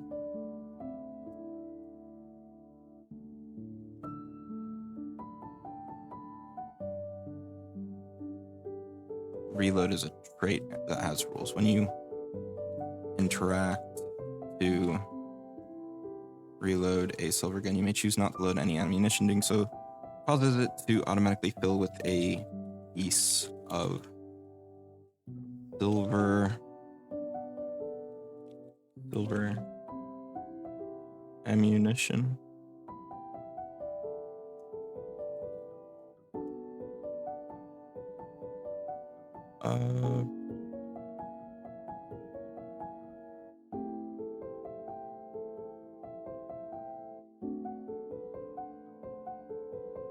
I'm not...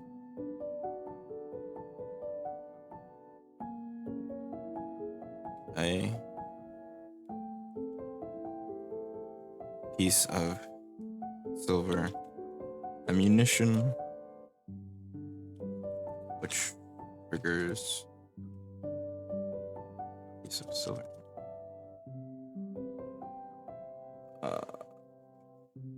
Precious.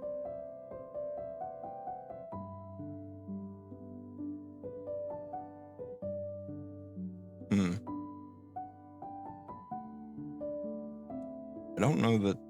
Like, I know a very colloquial way to put this, but I can't remember if there's a specific way. Ammunition. Spills.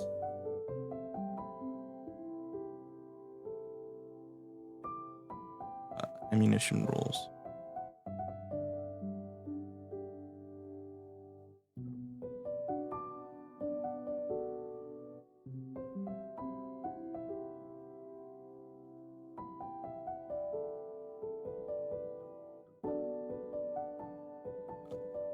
Silver.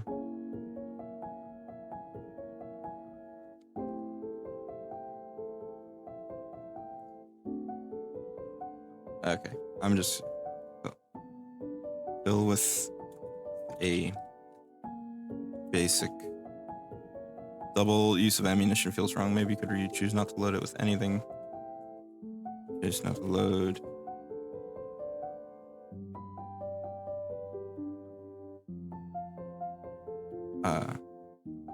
Load it with anything. Doing so causes it to automatically fill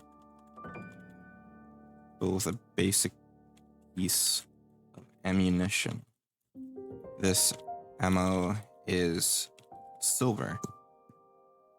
Is treated as being silver for the sake of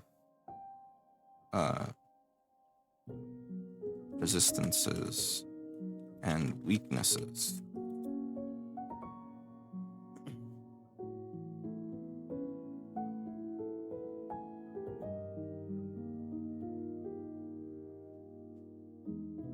And so, like, this gun doesn't do anything particularly special in the games. So I'm gonna give it some little extra.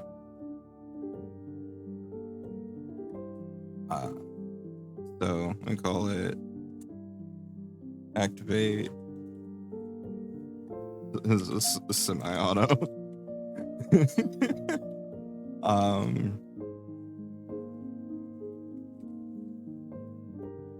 Two, 3. Oh, wait.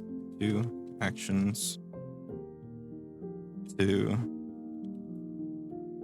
3 actions.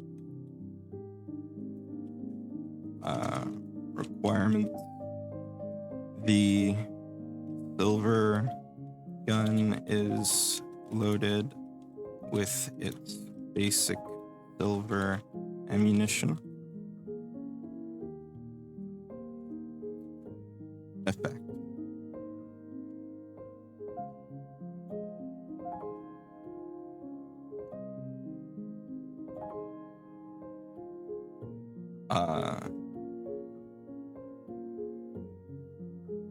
Also, requirements, no comma. I do that impulsively.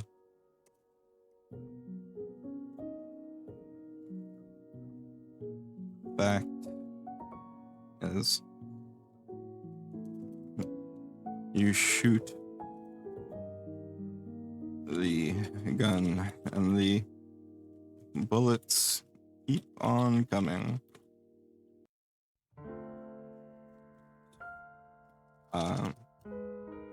Make 2 ranged strikes with the silver gun, or 3 if you or 3 if you spent 3 actions on semi-auto.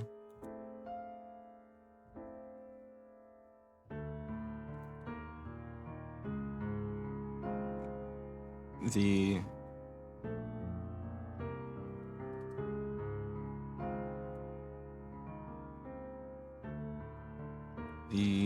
gun automatically reloads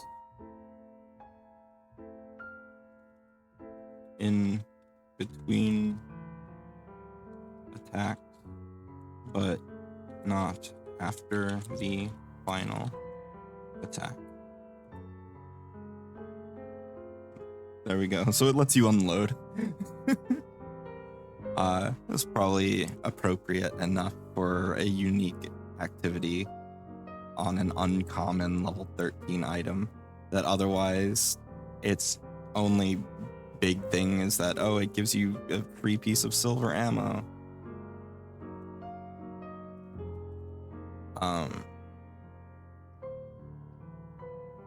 Which I think a basic one at level 13 isn't all that crazy anyway. Let's see. Ammunition is, was it? That's under consumables, I think. Consumables. That's magical ammunition. Is it? Materials.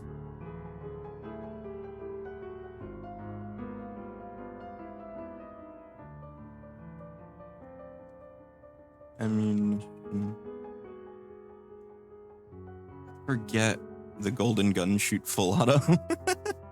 This is just gun go burr. So let's look up. Let's see. Let's go back to consumables. We'll open up magic ammunition just in case it's classified under there. Let's see. Training, trustworthy round.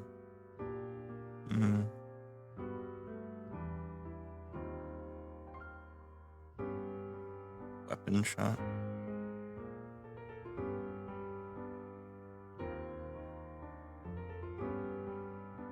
Oh, that's the weird one where it summons the weapon to shoot it.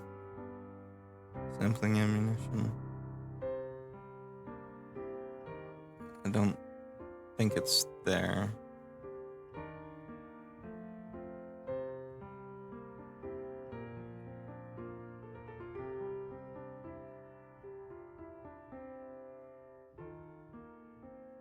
I really can't remember where it's from. Like, I know you can have precious material ammunition. Almost certain. I'm not crazy, am I?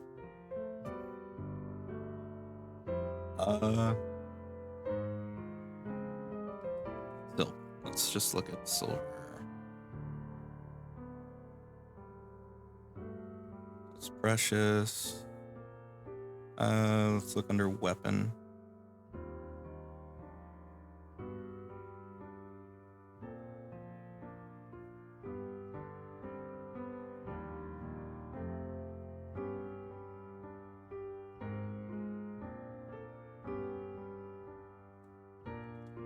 Precious ammunition.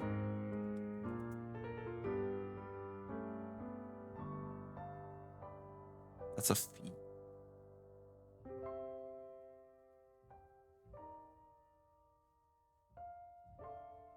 Ammunition. GM from GM Core.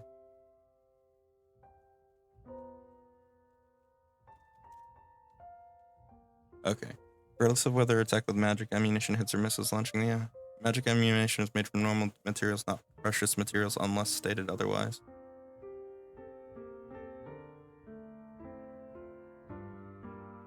That doesn't help.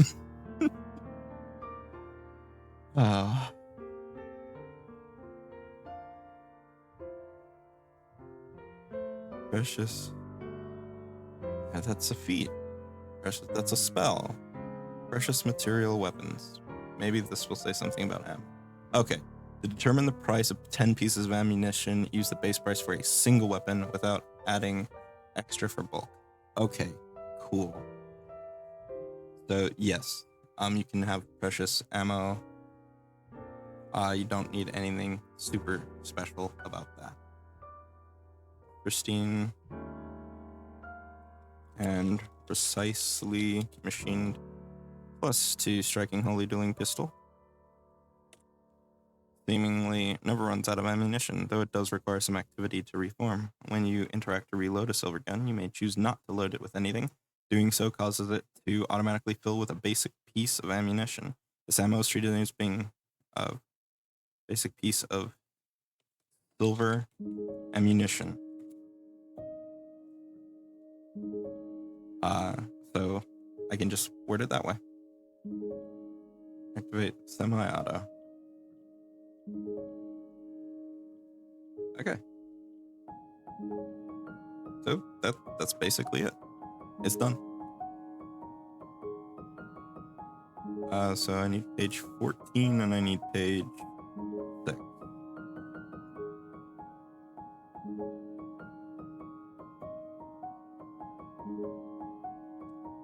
So 14.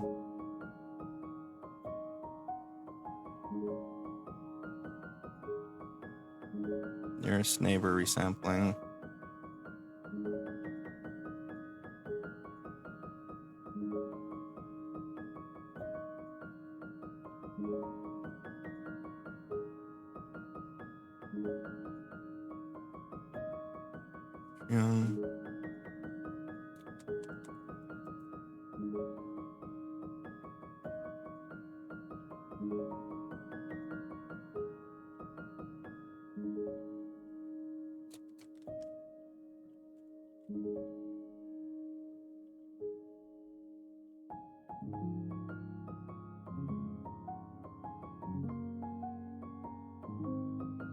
I need to crop this.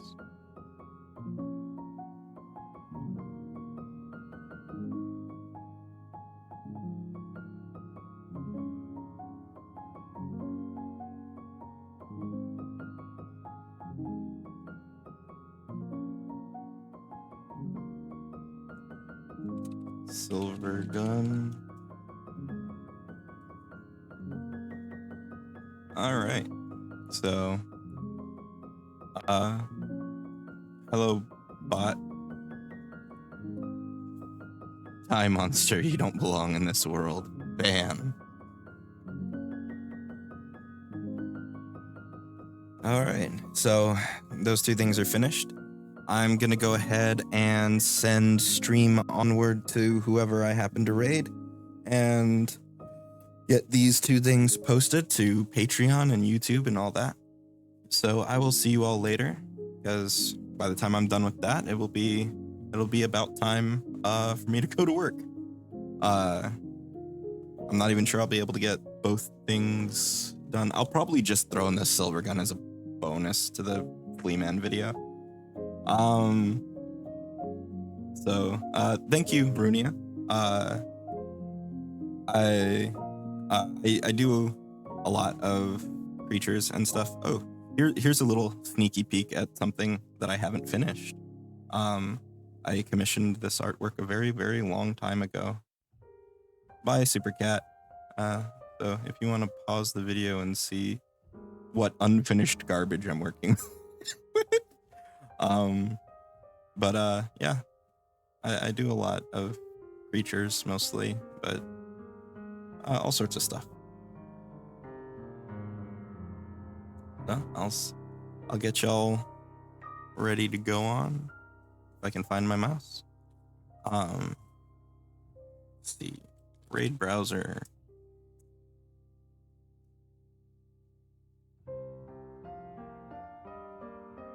Anybody doing Pathfinder right now?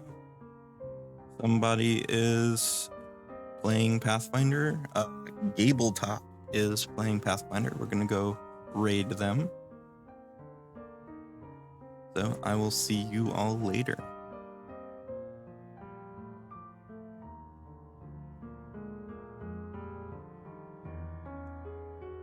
Thank you. Super Cat, about the silver gun. I've actually made semi-automatic and even automatic weapons for 2E before. If you want a sneak peek at least the old versions, go on Reddit and look up World War I Tech Pathfinder 2E, and you'll be able to find some of the stuff I've made.